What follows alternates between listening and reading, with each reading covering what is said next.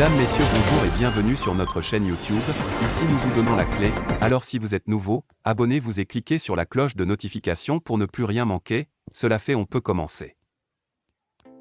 La diplomatie ukrainienne s'active en Afrique de l'Ouest. Assimi Goïta s'entretient avec Poutine.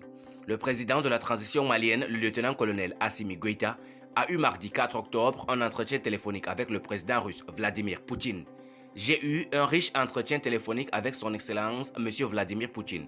Nous avons évoqué les voies et moyens de renforcer la coopération bilatérale, notamment économique et sécuritaire, a-t-il tweeté. Je salue un partenariat gagnant-gagnant basé sur le respect mutuel. De son côté, la présidence russe a donné plus de détails dans un communiqué publié le même jour, précisant que l'appel téléphonique entre Goïta et Poutine a eu lieu à l'initiative de la partie malienne. Le Kremlin indique que les discussions ont porté sur des questions thématiques relatives au développement futur des relations bilatérales, y compris les liens commerciaux et économiques.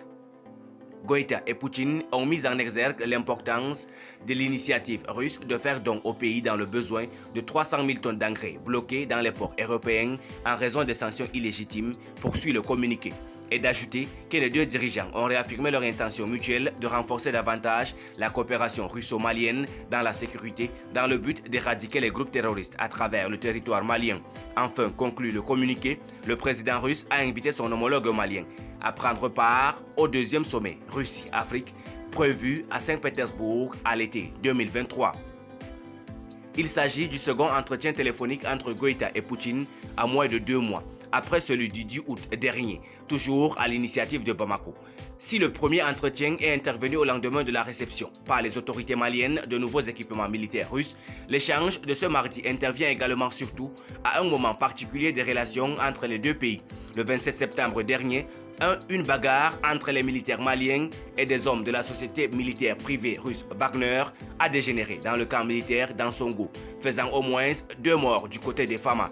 Ceci alors que des tensions sont perceptibles depuis quelques mois entre les mercenaires russes et certains militaires maliens qui n'apprécient guère de recevoir des ordres de ces étrangers, rappelle Jeune Afrique.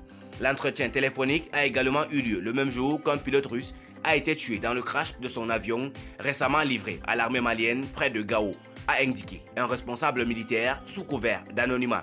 L'appareil identifié comme un Albatros, appareil de conception tchécoslovaque initialement destiné à l'entraînement, mais souvent employé comme avion de chasse par les pays qui en disposent, figurait parmi les nouvelles acquisitions de l'armée malienne. Les dirigeants maliens et russes se sont entretenus au téléphone en pleine tournée du ministre des Affaires étrangères de l'Ukraine dans certains pays africains. Dmytro Kuleba a en effet effectué une visite officielle au Sénégal les 3 et 4 octobre, au cours de laquelle il a été reçu par le président Macky Sall et rencontré d'autres responsables gouvernementaux. Et ce mercredi 5 octobre, il était à Abidjan. Merci pour votre aimable attention. Si vous êtes nouveau, n'oubliez pas de cliquer sur la cloche de notification et de vous abonner à la chaîne. Merci et à très bientôt pour une nouvelle vidéo.